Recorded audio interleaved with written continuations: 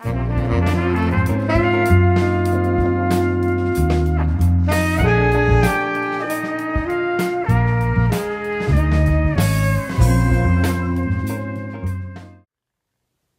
vinyl community, so it's my monthly update of new records, and I won't hang about. This month's been quite a Bowie-tastic month. I've just picked up so much Bowie, it's unbelievable. And also this week, so it's Tuesday now, on Friday the new box set. So I'll be recording another video later this week, which will be an unboxing video. And give me a week or so to listen to it and really digest it, and then I'll post some kind of review. I did do a preview video of the new Bowie box as well, which if you look through my videos you'll find. So, a bit of a stack this month. A good percentage is Bowie, I'd say probably about half. But I'll jump straight in. I've got a really good friend who I look out for records for him, and he looks out for something for me as well. And so he came up, I say he came up trumps. It's a bit jokey what he got me, but this one's a good one to start with. So that's Rocket by Herbie Hancock. There it is. It's a 12-inch version. I've only got the 7-inch version already, so it's nice to have the 12-inch. Single, and it's got some CBS, and it's got Bet Your Love and I can't remember what's on the other side. Bet Your Love and I Thought It Was You, which is just a bit cheesy disco, but I love Herbie Hancock. It's one of my favourite jazz artists, and then went on to be just for me somebody who really pushed the boundaries. Maybe something to do with Miles Davis's influence. My good man also got me this, which is an acid jazz and other illicit grooves freedom principle. But what I like is it's got people like James Taylor Quartet on it. Always good for a bit of acid jazz. And also somebody that I've met before. Where is he? The Jason Rebello trio. That's it. So Jason Rebello is a piano player who played for Sting amongst others, and is just phenomenal. He lives actually not far from here, so I know somebody who knows him really well, in fact. So that is absolutely scratched to buggery, but I'm going to give it a good wood gluing, and see if I can't clean it up to a point where I can actually at least have a listen to it. And the other one he got me is a complete joke, which will never get spun and will be put on the never to spin shelf. It's the theme from Shaft, authentic club version. I'm not going to dwell on that anymore. So I went on holiday down to the south coast for a week or so at the end of August, and I didn't really do much record hunting. I was there with my family, but I did pop into one antique shop, and I managed to find, I was really happy with this actually, managed to find this Frank Sinatra record, No One Cares. It's a nice, really old, heavy Capitol pressing from kind of, what is it, late 50s, early 60s, somewhere around that. It's got a nice flip back sleeve. Now I'm gradually accruing all the Frank Sinatra that I want. The Capitol stuff is the stuff that I really want, and so this is one that I haven't got. I think I've got it on CD somewhere, and it sounds lovely. I gave it a quick clean in the old anti-stat machine, but it sounds fantastic. So there's that one. I did tweet that one a while ago. Whilst I was away, I did do a little bit of an eBay as well, just filling in some of my Bowie gaps. I did mention there was a bit of Bowie, didn't I? So I got myself a nice clean copy of Lodger. There we go, there's the gatefold. There he is. It's not obvious that it's Bowie from the front.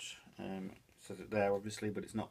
If you know the album then it's obvious, but if you don't know then it's possibly something that might pass you by. I don't think it's a first pressing. Oh, there we go, there's our insert.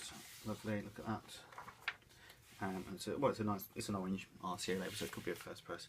But it's what, 1979, so it doesn't really matter if it's not particularly old, so to speak. Now this is one that's not going to be in the forthcoming Bowie box, and it's one that I hadn't got on vinyl until now, so that's hence the reason I bought it. I think I paid about 8 or 10 quid for it, something like that, including postage. I thought that's pretty good, and it's a great album. Some really great tracks on there, underrated in fact, I'd say. So at the weekend I went to see my normal record, well, there's a record seller that is near me. He's mainly rock and metal stuff, but I always check his pound basket. He knows that I'm into Bowie, and he said there was some Bowie there, and I bought a copy of Heroes from him, this one. I've got a copy of Heroes already, but it's a bit dusty and scratchy, and I've cleaned it, but it's not great. So this one's a much cleaner version, slightly later pressing. I think it's actually think it's a Dutch pressing. It's got NL, Netherlands, I assume. But it's much cleaner. I've already listened to it. It sounds much cleaner. So, you know, I think that was £8 that cost me. That's not too bad. Not too bad at all. But then, as well as that, he had a load of stuff that he bought off the same guy that he said it was too, his words, not mine, too good for the pound bin. So he wanted £2 for each of the following albums. And some of these are doubles. The reason I bought them is so that I can give them to my friends who I know love Bowie. So there was a copy of Ziggy. It was a 1980 repress.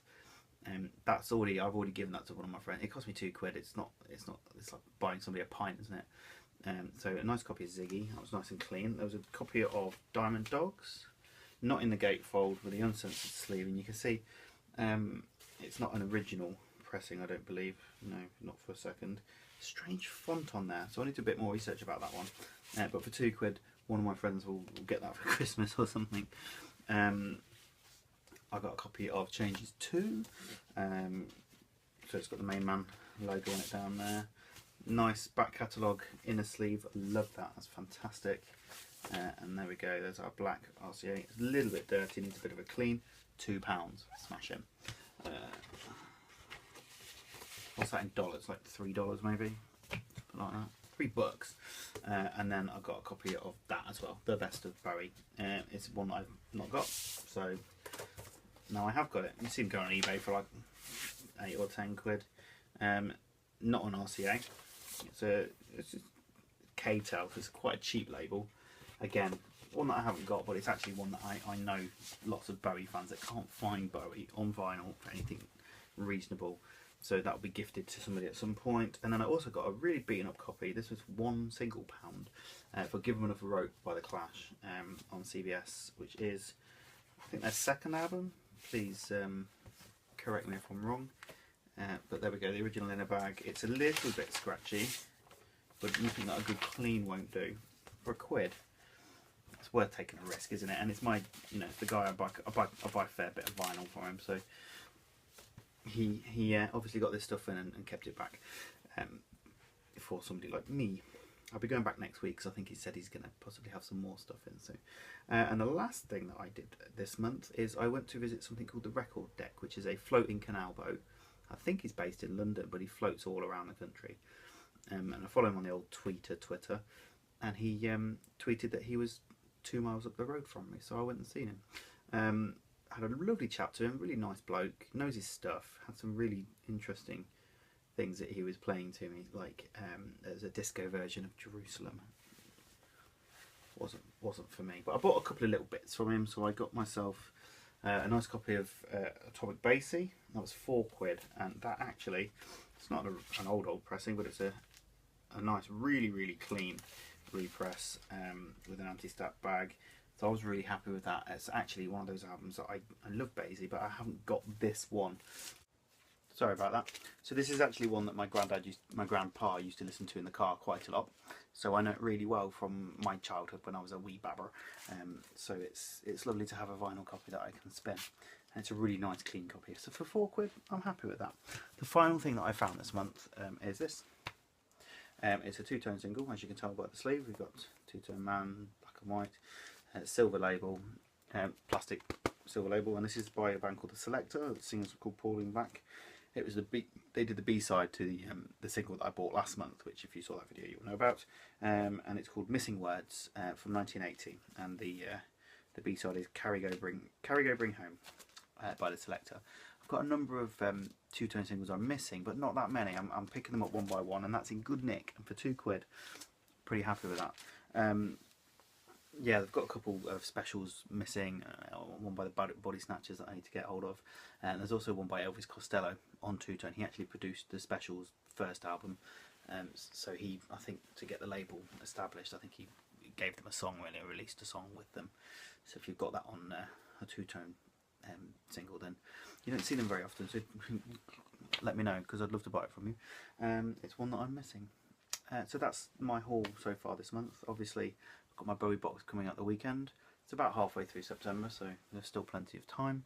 And yeah, lots and lots of Bowie, which is kind of a theme for the last 2 years, actually. I seem to be buying more Bowie and Manic Street Preachers than anything else. But yeah, some good stuff in there, and I'll have a listen to it. If there's anything there that you'd like me to do a bit more of a review on, please comment away underneath, and I'll do a little more of an extended video on one of them maybe if anybody wants that. Otherwise, stay in touch on Twitter and take care of yourselves. Thanks for watching. Bye bye.